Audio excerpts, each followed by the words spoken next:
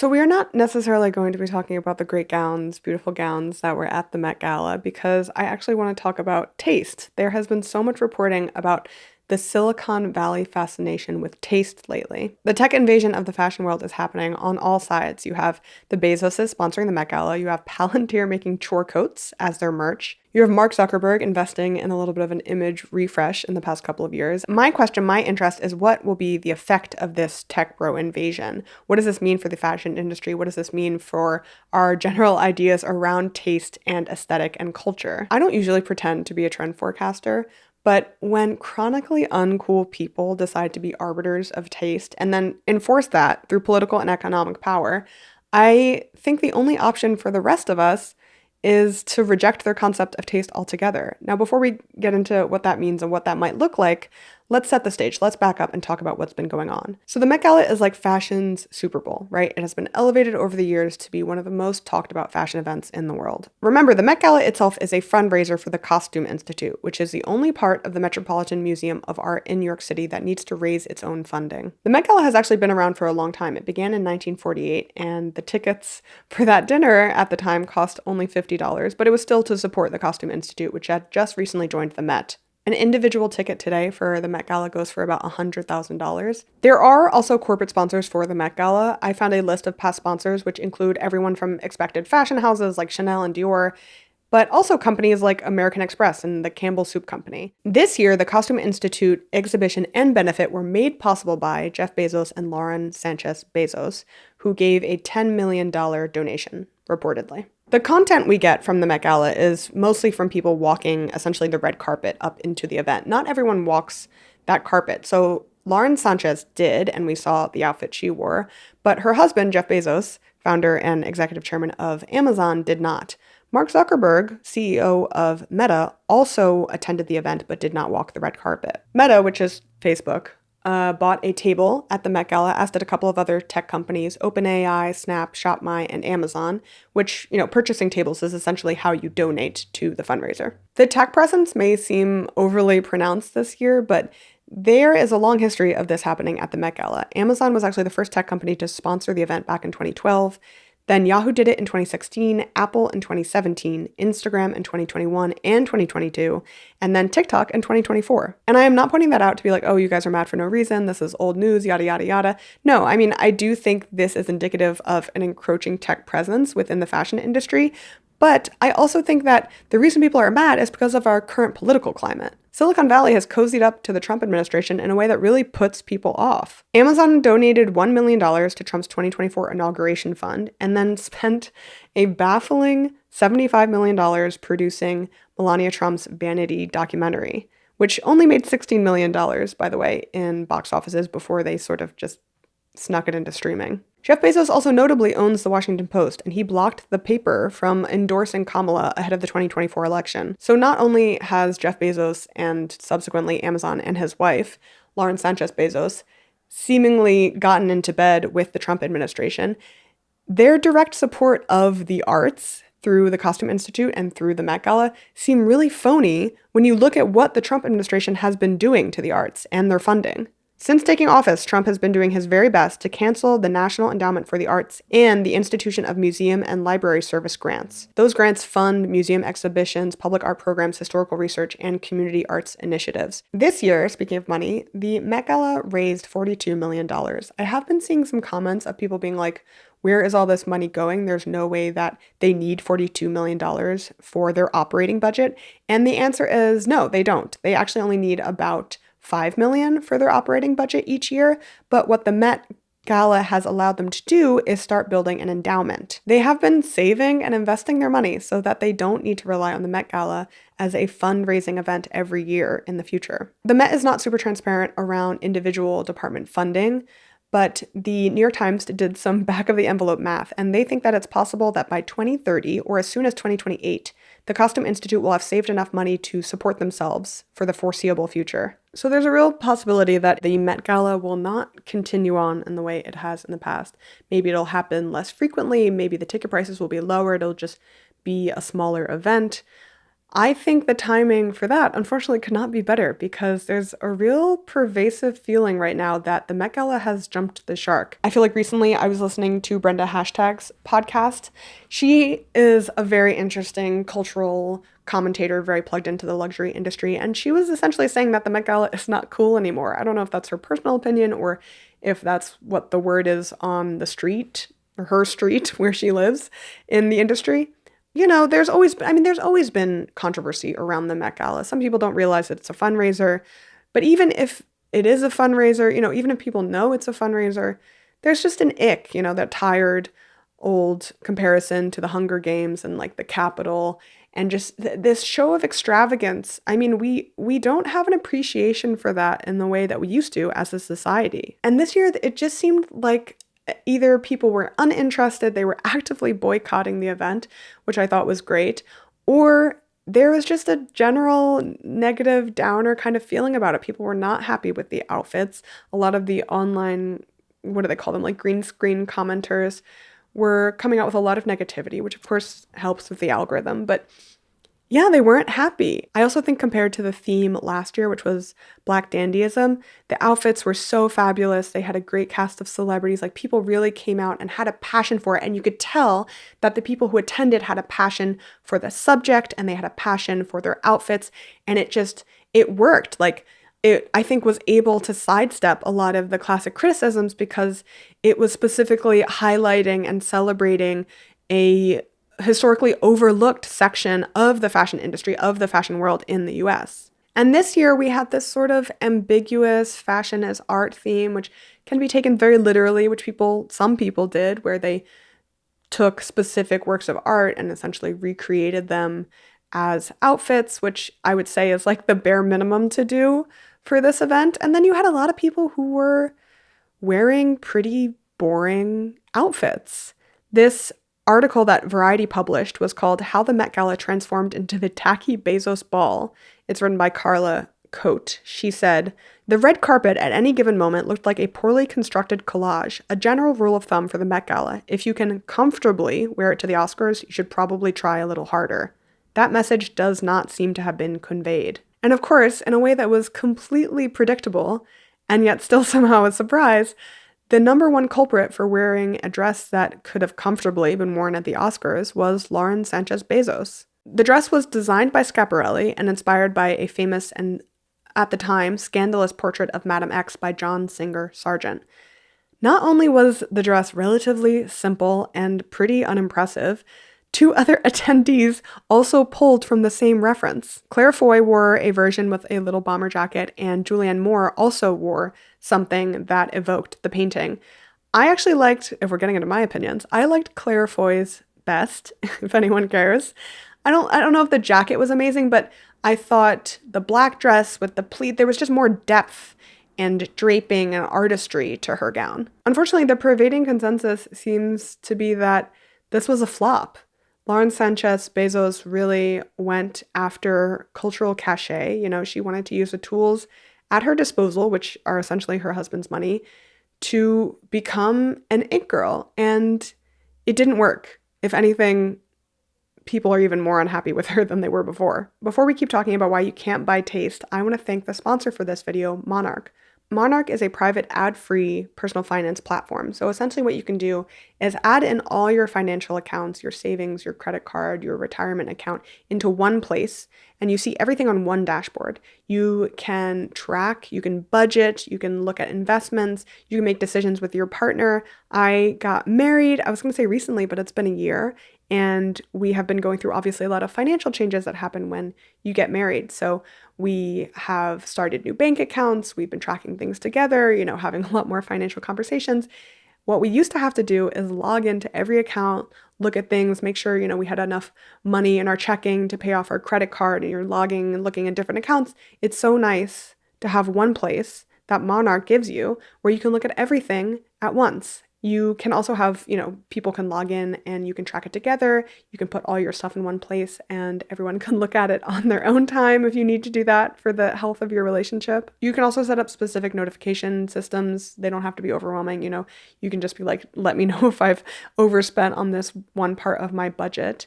But generally, the thing that I'm focusing on now is because I have like such a better understanding of what money is coming in and where it's going and where it's living, I really want to start setting up a better saving pipeline and also potentially saving for, future expenses, like maybe having a kid or moving somewhere new, and also saving for retirement because ever since me and my husband left our full-time jobs, we haven't set up a new system for that. And Monarch is super helpful if you want to do that. You are the customer when it comes to Monarch, not the product. So they are not selling your data. Everything is private and ad-free. They also connect to over 13,000 institutions, so you shouldn't have any trouble connecting any of your accounts. Thank you again, Monarch, for partnering with me. If you guys are interested, you can start a free trial and get 50% off your first year. You can scan this QR code. I have a link, or you can use my code PV50. Now let's move on. All right, so the Met Gala is just Lauren Sanchez. I'm sorry, I'm having such trouble saying her full name. I don't want to just call her Lauren. That feels wrong. So I'm just going to call her LSB. Just work with me. Lauren Sanchez Bezos, LSB. So LSB, the interesting thing about her is she's trying to insert herself, right? Her and Jeff Bezos got married in 2025. And ever since, she has been just worming her way into the heart of the fashion industry. And the interesting thing about it is that she does seem to know where to go. She just doesn't seem to know how to dress for the occasion or how to act. Like, I haven't seen anything about like the way she acts or her personality, but just where she shows up seems right, but how she shows up seems wrong. So she started attending Fashion Week. She's been like buddy with Anna Wintour. She seems to have hired Zendaya stylist and image architect Law Roach, which is like, yeah, Zendaya has been doing amazing work, so I want to get Law Roach. Like, that makes sense. That decision making makes sense. She wore a couture Schiaparelli dress as a part of her June 2025 wedding, but a custom Dolce & Gabbana gown for the ceremony itself. Listen, it's not to my taste, the wedding gown, but also Dolce & Gabbana, like a really, I mean, I know celebrities still wear Dolce & Gabbana, but like they've been canceled. They're not doing good work. Like, that is a weird choice for someone who seemingly knows what's going on to choose a Dolce & Gabbana gown as a wedding dress. I'm a little unsure about that. But yeah, none of it seems to really be working. I don't want to like talk about her plastic surgery, but plastic surgery is a whole nother sociological discussion, right? But I just think she doesn't have the most amazing work. And to me, what it looks like, I mean, we talk so much about celebrities and their faces and plastic surgery and the botch. To me, it just like puts her in the arena of like a reality TV star, the way her plastic surgery looks. That's all I'll say about it. I don't think it's helping, is the main point. I was listening to a podcast. I will link it if I can't remember it right now, which I can't. I think it was a BOF, a Business of Fashion podcast. And someone was saying that like there is a world in which this worked because it has worked before, I think most notably with Kim Kardashian, who was a reality TV star and was sort of thought as like, kind of, I don't know, like lowbrow. And then, she gets with Kanye, she sort of revamps her image as someone who really loves fashion and who is like willing to kind of torture herself to be a part of this industry and to do experimental things. And she was like really, you could tell that she was really gung-ho about it and she was very committed. And so I think people were like, well, if Kim Kardashian could do it, maybe LSB could do it. I think the difference is that LSB is so much more precious about, like, she's unwilling to be cringe, honestly. It's like, you gotta be cringe to be free. And I think she's so scared to be judged that she gets judged more. It's like you can feel the fear. She's something about it is unconfident. And I don't know if it's just because she doesn't have a particularly strong sense of her own style or what kind of style boundaries she could push that feel like her, but it just feels timid. And I don't think the public will reward that timidity, that safeness. Rachel Taskian, one of my favorite fashion writers, wrote this piece in January. Lauren Sanchez Bezos and Jeff Bezos are now fashion insiders. So she mentions the economic reality, which is that luxury houses are struggling. And I think that kind of gives us more context to what's going on with the Met Gala as well. Luxury houses do not have the money they once had to sponsor the event, to invite all these celebrities to dress them. And as they are sort of falling back out of the Met Gala, the tech moguls, the tech companies, are moving in because they do have the money. That is where the capital is right now. The article ends with this. In November last year, the daughter of President Trump's AI and crypto advisor, David Sachs, appeared at a Paris debutante ball wearing a couture gown by Schiaparelli. Was the brand betraying its fanatics, or have high fashion labels always catered to the 1%, who are as unlikely to pass a moral purity test as anyone else? Perhaps the difference with Bezos and Sanchez Bezos is that billionaires aren't typically so public. They are attempting to rechart the billionaire lifestyle as one predicated on the public performance of glamour.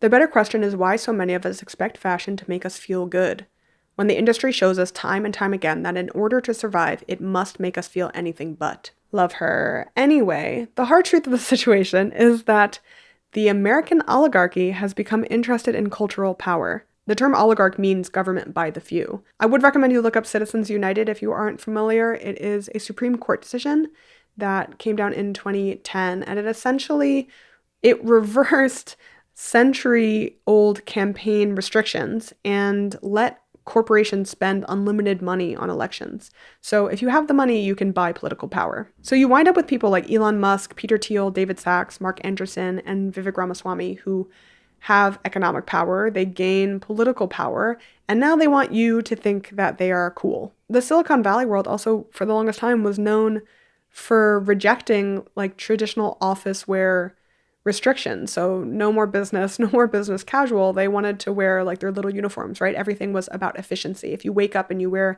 the same t-shirt and jeans every day, then you are a more productive worker. The tides obviously have started to shift. In 2024, there was a lot of reporting about Mark Zuckerberg's glow up. I couldn't get like a complete list of what he was wearing that was like so impressive. I guess it was mostly just that he grew out his hair because, he used to have that like pretty bad Caesar cut. And so he grew out his hair, beautiful curls. I'll give him that. And then there was like some edited pictures of him with a beard. People were like, go farther, go more, like wear a chain. He was investing in his image a little bit more. This was also when he tried to like fist fight Elon Musk, which I hope they pick that back up someday soon. So Mark Zuckerberg's glow up starts in 2024, and then in 2026, you have him sitting front row at the Prada show, which a bunch of people did comment on. They were like, why is he there? People were a little disturbed by it. I just think it's so, it's hard because it's like all rich people are involved in politics to some degree. Maybe not all, but like, if you have money, like you probably are involved with politics because you think that they will affect your taxes or your business interests one way or another, and you're donating or you're throwing events, or like you probably are politically involved. It's just that these rich people that we have now, like not only are they politically involved with a horrible administration, but they are pushing a world of technology that the public is not on board with. I think in some ways that's the real issue. Generally, I think people understand that Amazon is like bad for the environment. It's bad for small businesses. I think people understand that Instagram and Meta is like not the healthiest thing for our brains, for our social world, our lives. And I think people understand that AI is not necessarily good for us economically, and they haven't sold it as such. I think they're selling it. It's like they need to be quieter about what they think AI is going to do, because most people I saw, or I heard again another podcast, they were talking about like over 50% of Americans are not happy about AI. They're not feeling enthused about it. And that's because most of the AI stuff that they've been telling us is like, we're going to AI you out of a job. Like we're going to automate the system and we're going to increase productivity. And then to the CEOs or to the shareholders, whatever, they're like, you can lay off your workers. Why would anyone be happy about that? Like you're telling us to use a technology that will render our livelihoods insignificant. I mean, it would just like take away people's way of making a living. It's a hard sell. I think that's an extremely hard sell to the general public. So I do think these tech companies are having the realization that they are not the most popular. They are not the most well-loved thing on the block. And here comes this emphasis on taste. So you have this tweet from Greg Brockman, who is the 38-year-old president of OpenAI, that said simply, taste is a new core skill. And then, like the fourth horseman of the apocalypse, Palantir just started dropping chore quotes as merch. Palantir, if you are not familiar, is well known for reportedly creating kill lists for the Israeli military and mines US citizens' data for ICE. And in the spirit of every menswear fashion meme account, they decided that they also needed to make chore quotes as merch. This is not necessary for their business, for the success of their business. They're not making their money off of merch, I can promise you that. But they thought, you know what's cool right now in the menswear scene? Chore coats. The hilarious thing about that is that these people are late adopters. They are late to this game. And not only are they late to it, they will poison the well. This is like they're getting in the swimming pool and everyone else is going to get out. I mean, that's the only thing I can think of that will happen from this point on. The one article that really elucidates this new pivot towards taste was Why Tech Bros Are Now Obsessed with Taste by The New Yorker. It was published on March 18th, 2026. And it says, by their definition, taste is inherently profitable. It is the ability to discern what will make the most money, whether by choosing your next big software concept or by convincing users that your product is necessary. AI companies need to associate themselves with taste precisely because their tools are not very palatable, much less cool, to anyone outside of Silicon Valley. Many people view AI tools as a threat to their livelihoods, to their futures, to their senses of self. And finally, the author, Kyle Chayka, quotes Voltaire, in order to have taste, it is not enough to see and to know what is beautiful in a given work. One must feel beauty and be moved by it. Then Kyle says, no large language model has yet been programmed to feel anything, and no number of branded baseball caps is going to change that. One more point on this AI pivot towards taste that really helped me understand it, because I kind of knew this, but I guess I didn't put these two things together. This Forbes article, which is called Why Taste is Silicon Valley's New Competitive Moat, says, a critical question has emerged in Silicon Valley. If anyone can build anything, what actually creates competitive advantage? So you have, AI has been disruptive to the very industry that created it, right?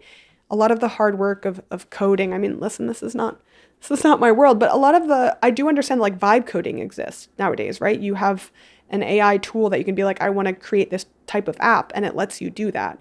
So when the hard part of the job is not creating the thing, obviously it does become like the real consideration is, well, what should we create? How should we market it? There's been a lot of discussion too about like, I forget, they have really funny names, but like job postings in the tech world, in the AI industry that are like, it's kind of like image architect, like image architect engineer, which is essentially like a marketing job. It's very interesting. I think they realize that like the building the thing, developing the product is not necessarily the worthwhile skill set. So now it really does become like how to manipulate our zeitgeist, our cultural conversation, and ingratiate your tools in a way that people will embrace them and will use them and will buy them and will spend money on them and won't be so scared that AI is coming to destroy their lives. So what do I think of all this? What happens next? That's the real thing I feel like I haven't seen a lot of talk about, a lot of reporting on, obviously, because we don't know. But the thing that like immediately came to me when I started hearing about this and reading about this is that the trend cycles are always a pendulum swing. And you see this in politics, you see it everywhere. And I think the internet has aggravated this cycle, it becomes shorter. But we've been in this sort of like quiet luxury, clean girl. We've been in this realm for quite a good amount of time, I would say, And you can tell already that the pendulum is starting to swing the other way. I think the row has lost a lot of its former glory. I think people really thought the row was amazing, and through one thing or another, people are not as impressed by it anymore. And so you can see the pendulum start to swing the other way. I think, if anything, this tech bro taste invasion is just going to hurry it along. It's like the death knell. If they think that what taste is chore coats and high fashion and Schiaparelli and what have you, I think the rest of us are just going to turn away from that. And first, it's going to seem like bad taste. I think people are going to start wearing things that like may be considered trashy or gauche or lowbrow or any of these things, right? But then those things start to become the new good taste. You know what I mean? We are going to try to separate ourselves from the things that they are coming after. And because they are not cool and they're trying to put themselves inside spaces they think are cool, those spaces are just going to become uncool. Like, this is not a groundbreaking idea. I just think that this is going to accelerate it. The more that these people want to become and wield that good taste, the less we are going to be interested in playing that game with them. And it's funny because I'm personally, like, my personal style, I would never say that I'm unaffected by trends, but my personal style is fairly muted. It's not very loud. It's simple. And I think I can almost I feel it in myself. Like, I see myself wearing brighter colors instead of, like, I was going through a phase where I didn't want graphic t-shirts anymore. I just wanted plain t-shirts. That phase is kind of over. I'm, like, back into graphic t-shirts. Like, it's going to be small changes, I think, in my own life, but sort of giving up this austere, gorgeous, gorgeous fabrics way of life and go back into things that are just, like, fun and funny also. And that, I think, relates back to, like, what people were unhappy with in terms of the Met Gala. Everything was like, I mean, not that it was supposed to be Camp 2.0 all over again, but people just, it felt tame and it felt quiet and it felt safe. And I think we don't want that anymore. We don't want that because things are not quiet or safe or cool or chill right now. And I think we'll start wearing that on our clothes. So let me know what you guys think. I'm always for funny clothes. 10 years ago, I think. Was it 10 years ago?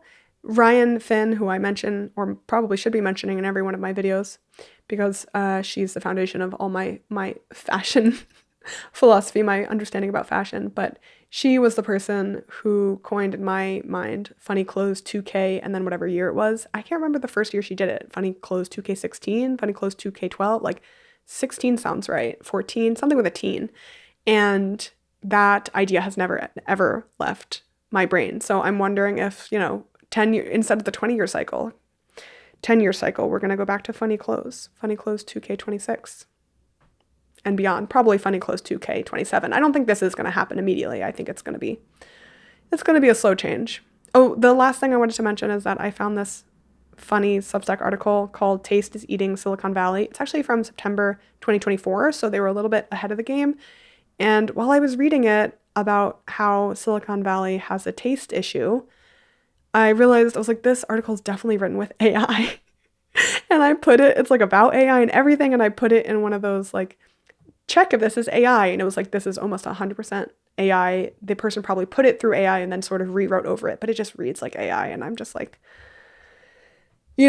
something about glass houses here.